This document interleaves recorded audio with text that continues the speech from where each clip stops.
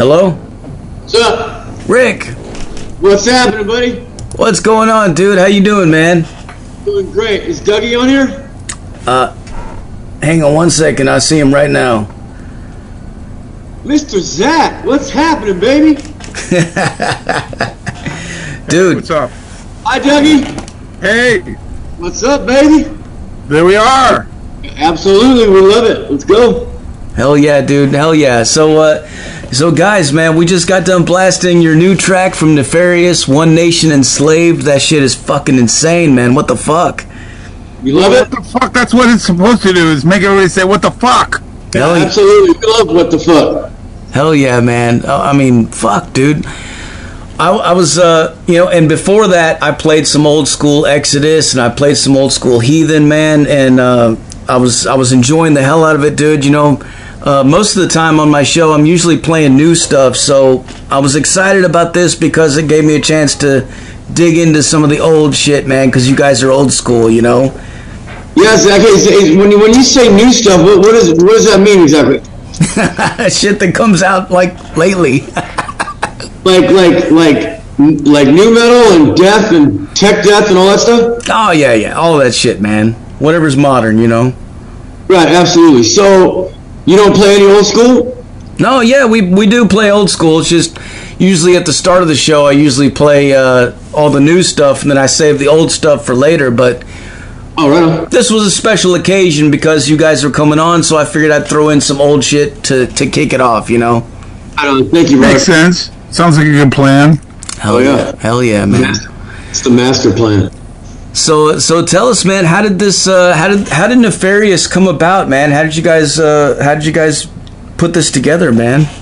Go ahead. Well, it kind of was like my brainchild a long time ago, but it was supposed to be kind of a solo record, kind of an idea. I wasn't even sure. I've been playing with Tom Gears in Blind Illusion for the last 5 years, and that kind of came to an end. It ran its course, and I just had a bunch of leftover material I was writing, and just one of them was One Nation Enslaved, for example, and I just, I have demos. I have a studio here at the house. And so we just started I started making up click tracks so we could figure out, how to record it, and got Will involved. And all this time I'm talking to Rick about it. I'm trying to say, hey, Rick, if I get an opportunity to play some solos and do some crazy wild shit, Yeah. And he was listening and it sounded all cool, but it wasn't really planned to be. It turned into this because fate just moves in mysterious ways. Yeah, absolutely, that's correct. It really does. I received a text out of the blue after we were trying different singers, and I was just, I'm just trying to run this thing and trying to record it as a project, like some kind of a solo record, or I don't know. And it's just like we musicians, it never really turns off. We're always like creating and bleeding out notes and metal and whatever. I mean, I guess if you're a pop star, you're bleeding out pop stuff, but whatever. Anyway, with us, it's different. It's crushing riffs and tons of new amp techniques and neural quad cortex recording, just all sorts of crazy shit. The plugins for our Pro Tools rigs and all that, and it never stops, ever. Hell yeah. And next thing we know is I get this text from Katon, and Katon's he's asking me something about something completely unrelated, and I just said, nah, it didn't work out quite like that, but, it was good to hear from you, by the way, because he and I and Rick and all of us, we go way, way, way back to the early 80s, and it was just cool to talk to him, and then the light bulb went off, and I'm thinking, holy shit, that might be... Because I've been seeing, he's been real busy doing lots of stuff with Hirax and, doing all these Mexican dates and all these South American dates and, occasionally going off to Europe and stuff. And I'm just like noticing, God damn, man, he's really turned into a super dynamic frontman. That's pretty awesome, And the light bulb went off and I said, oh, shit, I'm going to call him back. And now I think I asked Rick first. I go, hey, Rick, what do you think? That's exactly what happened. What'd you say, Rick? I said, man, Katon it doesn't get much more old school than that, and he's just the sweetest human being alive to be completely honest, he's just such a good dude, man, and he's got everything we need, and he's killing it. I'm telling you. Yeah, and so I fired back a text about 10 minutes later, and I said, hey, man, I might have something that might be really interesting, that could be really interesting for everyone, and he goes, well, what's your number? So I gave him my number, and he called me up, and then he was like, wow, and he was quiet and calm, it was kind of nice. And he's thinking about it, and you can tell. You can tell when everybody started to see the big picture. And he just said, send me some material. So I sent him the title track from the album, and I sent him One Nation Enslaved and some other stuff we were working on, and he just was out. He was blown away.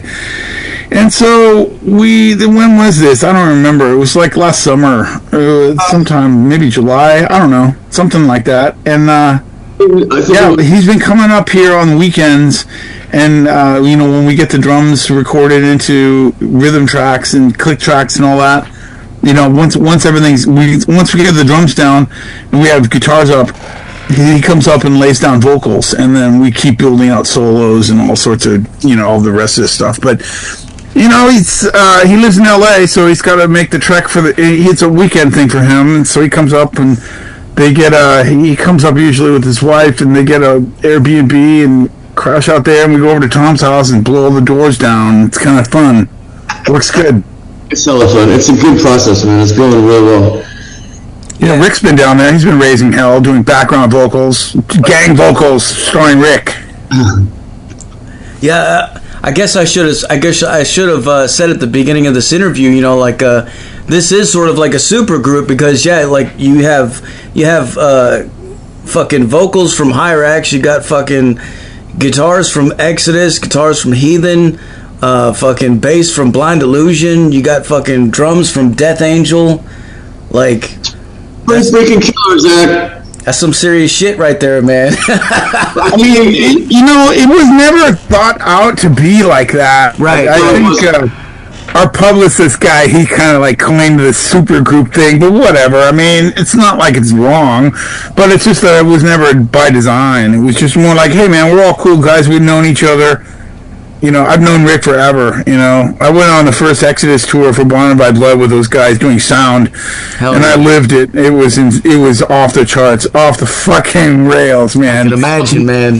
Holy shit! Hey, Rick, we should talk some terrible stories from that tour. Yeah, tell us, man. Tell us some stories, dude. A little while ago, back to the super group thing. That term we use loosely. It's kind of funny, but anyway. So if you think about it, all of us, we've got over 200 years experience in thrash metal if you add it all up. No, I'm telling you, it's me and Doug 40, that's 80. Katon 40, that's 120. I mean, dude, it's insane. Yeah. It really is. I never thought of it like that. That's good. That's a lot. That's a fucking lot. We're old as fuck. We're heavier than time. Thank you, Paul. Yeah, man. I know. Rick called me up. Was about a month ago talking about this whole thing, and immediately my mind was going same thing as what you're saying. With the fucking super group thing, I was thinking. I'm like, fuck, man, this is gonna be huge. But I understand, man. You guys are just all friends, so it's not like that for you guys. But for the fans, for the fans out there, from their perspective, man, it's pretty fucking cool, dude. So, and that being said, it's kind of well, we better fucking produce, bro. Well, you did. We're gonna be a stupid group. Yeah, it was again, it was never supposed to be, it was never planned out this way in terms of coining some kind of a term. Mm-hmm. It's we're just doing what we've always kind of done in terms of metal. I mean, when I write songs and play stuff, and when Rick does too, it tends to have a little bit more heavier edge. I mean, I can play clean chords like Johnny Marr, but it's all about crushing riffs. I mean, there's nothing like having that power behind you blasting through 412s, and just being able to, be creative with that whole thing and play tight and record everything nice and come up with good stuff it's like, I don't know, it's just part of our blood. I don't know. There's no explanation other than that. It makes it so incredible that just to put this out there. So what, the single's been out 3 days or something like that? Mm-hmm. And, man, yeah, I think it came out Tuesday. So it's just been an unbelievable reception. I just want to put out, like, to everybody listening, just a huge heartfelt thank you for the support and the comments are just off the hook, man. Yeah, it's just been incredible. I mean, I'm not even sure how to describe it, but it's fantastic, and everybody's just like being so friendly and cool about understanding that, we're not like the latest, greatest 15-year-old kids like it was, when we broke out in the scene. We're still just doing what we've always done, and the response has been so incredibly heartwarming and awesome, and just, man, our hearts go out to everyone that, helps us keep this shit alive and crushing, Oh yeah, man. I mean, this new single is fucking badass. I can't wait to hear the rest of it. But I mean, yeah, you guys are hanging right now with you're hanging right in there with all the young kids that are out there doing the fucking crazy shit too, man. You're doing it, man. You still got it, man. Oh hell yeah, fuck yeah.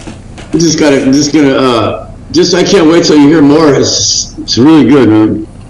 Yeah, it's the rest of the record is similar. It kind of moves a little bit around in a little bit of different directions, but not much. It's pretty much full, brutal, straight ahead. I mean, everything's got.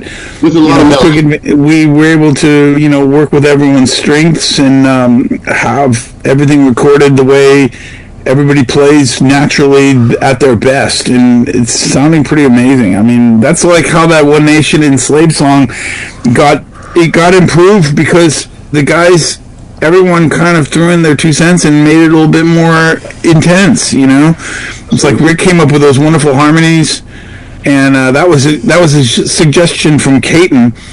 And because I was just like crushing away with just heavy riffing, to me, I was happy with the riffing, but I'm always willing to like hear more. So like when Rick came up with that idea, I said, hell yes, let's do this, And that was an example of how the song development went with all of us, So that was pretty cool. Thanks, Rick. Absolutely. I think that's what's making it really special, actually, because it's got like 5 flavors, you know what I mean? Like all of us are. It's really cool to feel like, that to be a part of the process, it's a great thing. And it's catchy too. Like it's a catchy song, man. Like it has a fucking it's got. That's gonna be our signature, bud. Every song that we've got, and there's always a little touch of melody somewhere in either the solos or the choruses, the vocal lines. It's musical, you know what I mean? It's thrash with class. I don't know, whatever. Yeah, I like that, thrash with class. Yeah, that's one of the descriptions. There's all these adjectives, you know how it is. Yeah. Well, what about the lyrical content, man? What's the song about? Can you tell us? I mean, I've already got a kind of general idea from listening to it, but One Nation Enslaved. Yeah. What that's all about?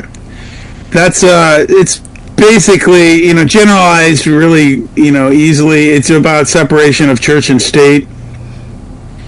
We got to kind of. It's like it's written in the Constitution to. Let me say one thing first. We're not supposed. This is not a big political statement. We just chose this song to be the first one. But the lyrics that are part of this song that we chose to be the first song, just happen to be a little bit political in nature. The rest of the songs delve into all sorts of crazy areas that have nothing to do with this. There's like discussions. It's just nuts. We'll get to that later when you hear them. But this one is about. It's about, the back and forth here in the United States with, the extreme left and extreme right and accusations of what goes on with ballot boxes and bullshit like that. And then, but it all comes down to, there's a lot of indoctrination towards trying to push religion in schools and build it all the way into how should I say, into government. I mean, if you look, again, the Constitution says about as clear as you could ever want it, that there is it's by design to have separation of church and state. 100%. So that's essentially it. The chorus kind of goes into how it is when we were in school, you know, hand on our heart and all that, you know. We all went through that. But but it's a heavy topic, and it's the elephant in the room concept, you know, and it's really cool to address the elephant in the room rather than just like talk about just like heavy stuff, you know. It's I tend to I generally like a lot more interesting, you know, heavy topics that are like, whoa, what the fuck? No one's talking about that. You know, they take the safe way, you know. But so who cares? Got to come out one way or the other. We're also trying to do it with without taking a side. You know what I mean? No, that's critical to understand. When those lyrics were written, they were absolutely designed to be not taking a side. They're like beautifully center in the sense that it sees from both sides, and it's like, what the hell are they doing on that side? Why is it like this on that side? You know, I mean, armed to the teeth and killing neighbors is right. What the fuck's that all about? Yeah. Well, hello, like, look at all the hatred that's been built up into, you know, what's been going on in the United States, for example. But it's not just here. It's in a lot of places in the world. And I believe a lot of people can identify with that concept, you know. 100%, man. I mean, yeah, dude, there's a lot of us out here that fucking aren't even trying to be on one side or the other. Like, there's a lot of us that are just like, fuck all of it, man. It's all fucking bullshit. Like, come on, man, quit fucking. Brother, Jesus Christ. If you want to be honest, a lot of people you know, there's an argument for both sides, but not at the extreme level. The extreme level, all it does is piss off the other side. So what the fuck's that? It's like, why can't people just kind of find compromise and not push the issues and generalizations so hard? It's not necessary. If you look at any first world country, you can see that they usually lead by example by pursuing that method. That methodology you'll see it in Europe, for example, although today's not as good as it used to be, but it's tolerance there's a lot to be said for it, you know.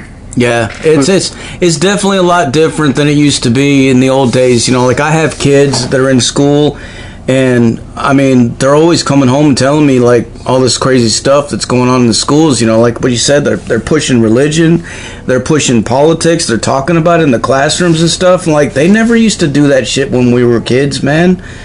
You know, no, actually, it wasn't. It's weird. Like, it's an indoctrination process, you know, by people that are saying, well, indoctrination is bad. And I'm like, really? How guilty do you want to be upside down backwards? But, you know, I mean, in the end, it all comes back to the metal. You know, I mean, it's like heavy metal's got to have heavy topics. So there we are. Yeah. Wait till you get into the rest of the lyrics. There's some really good ones. They're just completely, you know, science fiction, outer space, science fact, just mad stuff going on. It's you know, just brutal concepts here and there. It's way more interesting than you know, it's just like, oh god, what, I mean, I don't know. There's a lot of bands that have great lyrics, so, you know, I don't really want to get too into detail, but it's refreshing to have something interesting. I guess that's what I want to say. Yeah, I definitely think, I mean, you know, looking back, you know, like, thrash metal has always sort of been pushing the fucking envelope as far as stuff like that exactly goes, you know, like, I mean, do you remember the PMRC? Yeah. That was a big deal. If you listen to the old, from Bonded by Blood, if you listen to the first 5 albums, the lyrics on there, I mean, they're pretty much spot on of what's going on today, bro. It's like, yeah, it's absolutely. You know what I mean? you know, the lyrics that Gary would come up with were pretty amazing as well. I mean, but you know, raping and murdering your wife is always going to be a classic for me. Hell yeah. Tongue-in-cheek side of Exodus, where we write songs about piranhas that guard the gates of hell. It's like, come on, dude, let's go. Hell yeah. It's funny, back in those days it was a lot more fun and just everybody was having fun, you know. Nowadays if you come out and say something like that, people might actually take you seriously, and you know, it's like terrifying. It's like, what the hell happened? How did that even happen, you know? So we want to bring stuff to light, but we're not going to pick sides, because like Doug said, there's good things with each side, you know. I think that, just like he also said, that tolerance is a huge deal, bro. And once you start like acting out, you create huge amounts of animosity between sides, and it's like then you have a shit show. You know what I'm saying? Yeah. We need to get along, and we just need to step back and look at what's going on and go, man, I think as human beings we can do a hell of a lot better. You know what I mean? A hell of a lot better. Jesus. I mean, I teach my kids to lead by example, you know? And that's just my kids. I mean, as a that's just kind of like how I see everything. It's like, if you can possibly be in a position to affect some kind of change, it should be an excellent example for others to see and follow. And nothing dangerous, you know, nothing narcissistic or looking only out for yourself. It should be a good example for humanity. And to me, that's just like how I can't think any other way. That's just the only way, you know? 100%. Hell yeah, man. Well, speaking of the metal, dude, you know, for all the gearheads out there, man, myself included, can you tell us some of the gear and stuff that you guys were using in the recording of this, like amps and pedals and shit like that, man? What kind of stuff were you guys using to get these tones? Oh, Dougie's using, he records all his rhythms with an Angle, right, Douglas? Yeah, it's an Angle Savage 120 for this one right now. Hell yeah.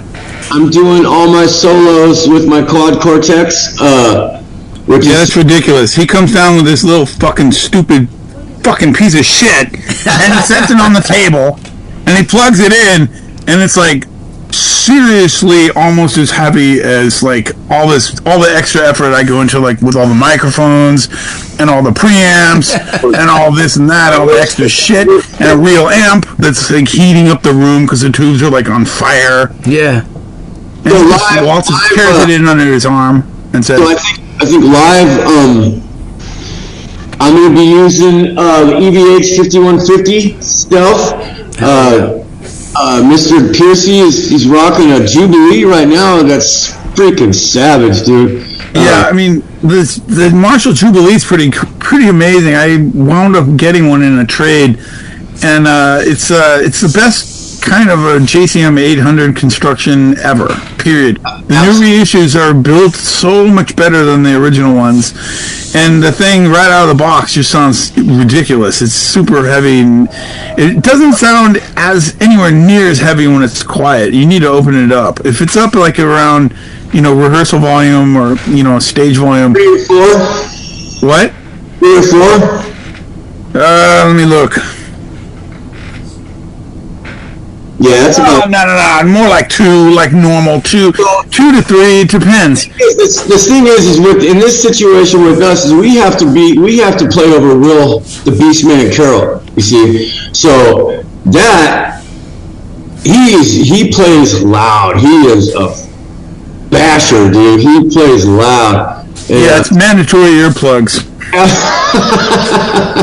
Oh shit, yeah. Period. Crushing, dude. The kid is just crushing. And Will has got Will is a special dude because he thinks like a guitar player. You know, he hears shit that a lot of people don't hear, which is really fucking cool to have a drummer like that, because he can accent little triplets and little accents that people just don't hear, you know what I mean? But once the drums accents it, then you can hear it, and it's like, whoa, that was bad as hell. Yeah, it's interesting. He does actually. He'll consider all the nuances you throw at him, you know, with guitar riffing, and he'll try to hit them all and play them because it's what he's listening to. He orients himself heavily into the riffing, which is really, really awesome and fun to work with. A lot of drummers, like, they orient themselves on either themselves or which isn't a bad thing either, or only the bass player, which is strange, and to consider that a lot of the heavy metal riffing styles are guitar based. So it's a huge help to have an approach that comes directly, that accesses the intricacies of all the fucking brutal, crushing, riffing tightness that we need to do with all this heavy amplification and overdrive and all that stuff. Yeah. So that's why it's like, I don't know, you try to hit all the runs and get them all together. He'll like improvise stuff, and then I'll modify the rhythms, or Rick will, or whatever. Now, are you guys boosting your amps, or are you just going straight in? A lot of these, even the high gain amps, really benefit from another little slap in the face. Like, yeah. I've been using an SD1 Boss overdrive, super overdrive, forever. So is Rick, so is everybody. It's just the go-to pedal. I mean, I don't think about it much, because there's nothing more important than remembering how to play all your parts. But if you take one of these sensitive, like, super gain-oriented amps, like the Jubilee Head or the Mezzabarba M0, which I also use live, that's a crusher. They all like to be, it's almost like, I mean, you slap them a little harder in the front end, and it brings it's hard to explain exactly what's happening, but it's like the first couple of preamp stages, the first tube is like not really getting kicked over the top of the hill, but if you use an SD1, it does it, and then it brightens the tone slightly and makes it slightly more crushing, and then you control it and you optimize it, carefully adjust it, and then that's it. That's all. That's the straight in tone. And, we're not talking about solos, we're talking about rhythm tones. So that works pretty well, just like that. Solos is a different ball game. You throw a bunch of soup at it, But I don't like too much. Personally, it's like, I mean, Rick, he knows how it is. I have to tell him, hey, that's a little bit too much soup. Yeah, and then, we'll dial it back some. It gets to be a little bit too much. You can add... It's nice to run a small percentage, like between 15 and 20%, depending on how where the mix of values lie, that sort of thing. The effects loop will take that soup and turn it into savage tone. Hell yeah, there we go. The effects loop is insane, dude. It's so good because I don't have to ever touch the quad. It just sits right next to my head, and I have one foot switch. EVH, one rhythm, one lead, that's it. I can't be tap dancing on those stupid pedals, man. Yeah. Yeah, he's worse than me. I have like pretty much, I don't have like three, I use a G major. I'm still using this really ancient thing. I have about 7 of them. And they're all like, you can like hook them up into each other, and they download, they bulk download into each other, so they can copy each other. So they're all set up exactly the same, so I can exchange them really quickly, and all the presets are there. Anyhow, bulk dump. Yeah, and then it's like I said, there's the crunch channel, there's the clean channel for ultra clean. Then there's I have an octaver that I don't really use, even though it's super heavy. And then I got the solo channel, which is like 6 dBs hotter than the rhythm, and that's it. And then you just basically go between solos and the other ones, the crunch channel, most of the time. That's it. Hell yeah, man! Hell yeah! Well, you guys mentioned crazy stories earlier, man. Can you tell us some crazy stories from the road, man? Some shit maybe people don't know about. Okay, here's a good one. Okay, so we just left San Francisco. It's me, Gary, and Rick, and the rest of the guys, and there's 2 vans, and we're driving up, and we went to Portland. I think that was the first show. We played with Exciter and Megadeth at the first show, and we got a big hotel room afterwards. And of course, we're completely out of our minds, drinking and insane. And I think I was either with Rick or I was with, I forget who, somebody, I can't remember exactly what happened, who it was, but we could see the hotel room, and there was a raging party. This is after the show, and they're gonna run through all the normal people ran to the front of the place, and we decided we'd just like climb up the pipe. So we climbed up the pipe and went into the hotel room and proceeded to get the whole band kicked out. So yeah, because got caught, that sort of thing. This is awesome stuff. Let me tell you. For the very first Bonded by Blood U.S. tour in the Vans. Oh my freaking god! So we had seats, 3 rows of seats in the van, and Baloff would sleep on top of the bench seat like Snoopy, dude. You know what I mean? It was the wildest shit, dude. The man could sleep through anything, bro. Yeah, and then we'd be in Canada driving through, and he'd be looking out the windows, and he just never saw so many cows in his life ever. Just billions and billions of cows. Some that go moo, some that go poo. Poo. Cows. Billions and billions of cows. I'll never forget that one. Baloff was unbelievable. May he rest in peace. We miss him to death to this day. Really do, man. Every day. So, and then we got our first show coming up July 19th at the DNA in San Francisco. That's going to be something else, man. I just can't wait for that. Yeah, I was going to ask you, man, about live shows. What are you guys' plans as far as taking this thing on the road and playing live? Have you talked to any bands about doing a tour or anything like that? And it's kind of early right now, but we've got people knocking on the door big time, which is absolutely awesome. But yes, that's the goal. We want to get to the stage, and we want to play every freaking day if we can. Man, you know what would be a cool fucking package is you guys with Kerry King's fucking band, dude. That would be shit. Hey, we'll take that all day long, bro. Somebody needs to make that happen, man. We'll take that all day long. Hey, Phil, Mr. Devil, you hear that? I hear you, baby. That would be great. No, anything like that would be great, dude. We'll take it all. Hell yeah, man. Hell yeah. Well, I'm about out of. We're running low on time. Fucking Zoom's telling me we're about to run out of time. But just wanted to ask: is there anything else you guys want to let the listeners out there know, man? Where's the best place for them to go to support you guys, buy merch, buy music, and all that stuff, man? NEFARIOUSBand.com. We have all of our socials are up on our Facebook page. We've got Bandcamp. We've got shirts. We've got TikTok, Instagram, you name it, we got it. NEFARIOUSBand.com. And I just want to tell you, once again, dude, the love that we've been getting is just pretty unbelievable, man. It feels real good. We can't wait to give some back. Yeah, absolutely, 100%. And we will too, we promise. Hell yeah, man. Again, the record, the full release date is Friday, July 18th, and that it's going to be available to be shipped on that date.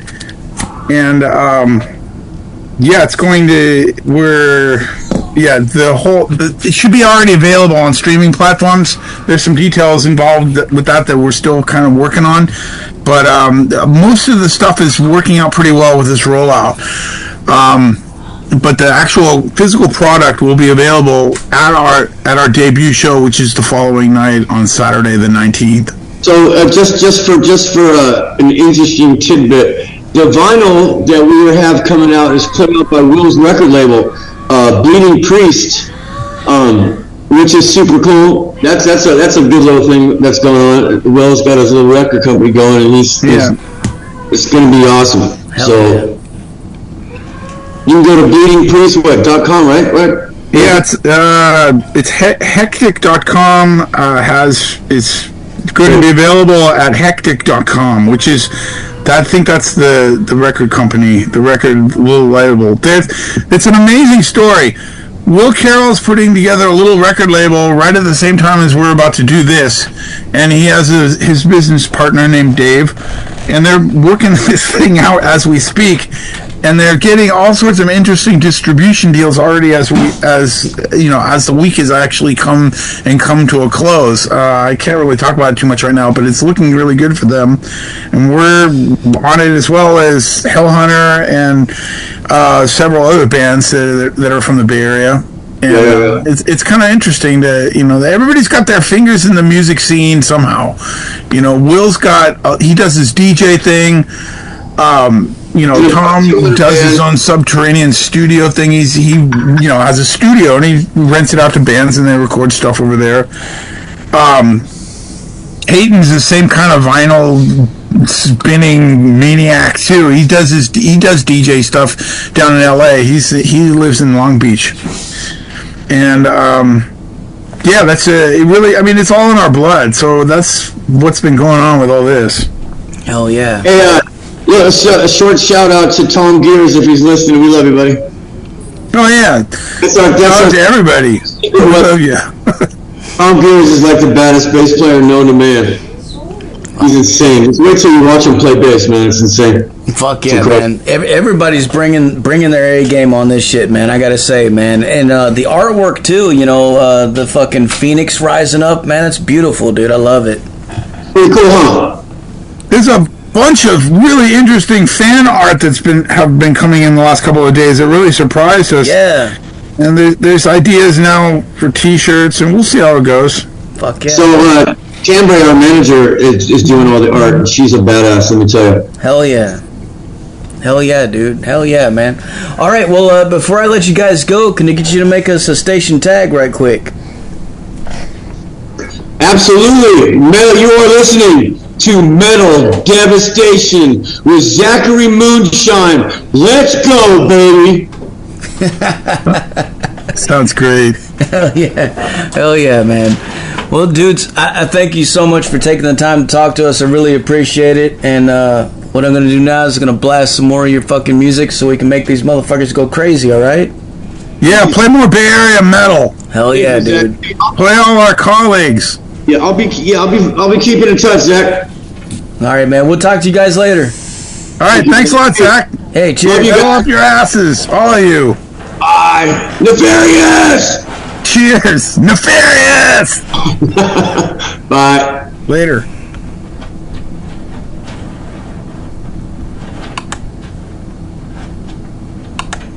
There you have it, folks. Nefarious live on the Zach Moonshine Show with Metal Devastation motherfucking radio. Like I said earlier, put your speakers in your windows, put them in your front lawns, put them in your neighbor's driveway. Do whatever you got to do, man. If you don't see U-Haul trucks literally everywhere tomorrow, you are just simply not cranking it up loud enough like you should be. Here's some fucking Death Angel for you motherfuckers, man. Crank it up.